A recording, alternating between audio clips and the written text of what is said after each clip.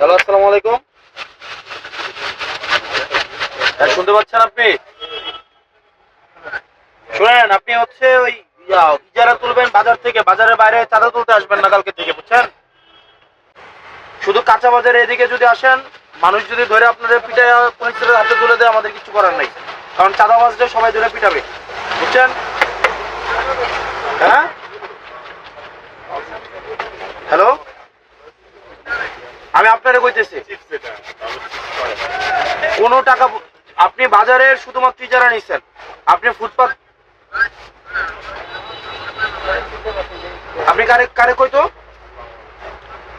বাজারের লোককে আপনি চাঁদা তুলতে আসেন প্রত্যেকদিন, আমার বাজারের লোককে বলবো কেন? চাঁদা তো আপনি উঠান। হ্যাঁ?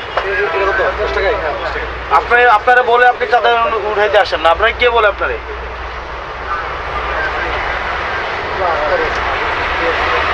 কোন ডিলার? সুদন ডিলার হচ্ছে চাঁদা তুলতে আপনারা পাঠিয়ে দেন, আপনি চাঁদা তুলেন। আমি যদি আপনারা বলি এবার গিয়ে খুন করে পরে আপনি খুন করবেন? আপনারা যদি বলি যে কালকে গিয়ে খুন করে আসেন এক বাড়ি থেকে, আপনি গিয়ে খুন করবেন? তাহলে সুদন ডিলার যদি আপনারা চাঁদা তুলতে পাঠায়, আপনি কি চাঁদা তুলবেন? তাহলে আপনি চাঁদা তুলতে পাঠালে আসবেন কেন? আপনি কালকে থেকে যেন না দেখি। আর এখানে দোকানদার আপনারা যারা আছেন, কালকে যদি চাঁদার জন্য আসে বাইন্দা রাখবেন একদম। যে চাঁদা তুলতে আসবে বাইন্দা, এই জসিম নিয়ে নাম ওনারা বাইন্দা রাখবেন, বাইন্দা পুলিশ খবর দেবেন, বুঝছেন?